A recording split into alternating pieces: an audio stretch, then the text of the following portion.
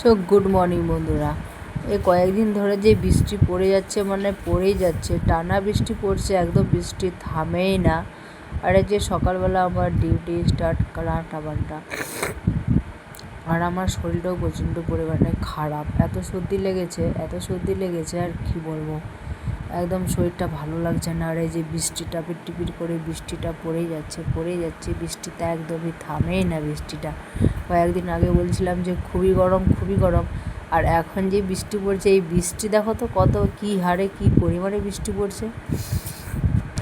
আর কড়াইয়ের মধ্যে চাপিয়েছি কাঁঠালের বিচি ভাজা করব আজকে। তো প্রেসার কুকারে কাঁঠালের বিচিগুলো সিদ্ধ করলাম। এরকম কড়াইয়ে সিদ্ধ করছিলাম, একদমই সিদ্ধ হচ্ছে না, যেহেতু একটু বেশি পরিমাণে মানে শুকিয়ে গিয়েছে, তাই শক্ত হয়ে গেছে, তার জন্য মানে সিদ্ধ হচ্ছে না। তাই প্রেসার কুকারে সিদ্ধ করলাম, সিদ্ধ করে আজকে কাঁঠালের বিচি ভাজা করব। তো আজকে রান্নাবান্না হচ্ছে আলু পটল ভাজা, আর পাকা পটলগুলো ছিল সেগুলো ভাজা করেছি, আর কাঁঠালের বিচির ভাজা করেছি আর একটা মেশানো তরকারি আর ডাল, আর সাথে তো লেবু আছেই।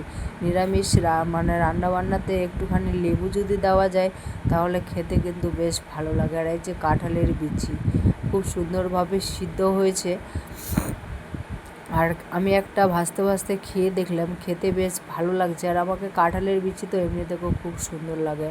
আর এই যে আমার রান্নাবান্না পুরো কমপ্লিট। এই যে দেখো সব কিছু হয়ে গিয়েছে রান্নাবান্না।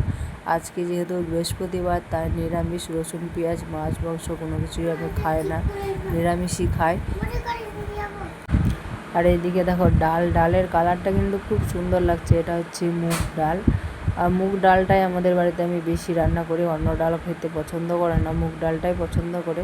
আর এই যে মেশানো তরকারি, তো তরকারিটা জানি না আজকে কেমন খেতে হবে, কালারটা খুব সুন্দর একটা লাগছে না। তাড়াতাড়ি করে রান্না করছি, যেহেতু বৃষ্টি পড়ছে আর পাশে একটা জানলা রয়েছে, সেই জানলা দিয়ে কিন্তু, আর যেহেতু যেখানে আমি রান্না করি সেখানে একটা জানলা রয়েছে, তো সেই জানলা দিয়ে হাওয়া বাতাস বৃষ্টি সব কিছুই আসছে, সেই জানলাটা এখনও অবধি লাগানো হয়নি।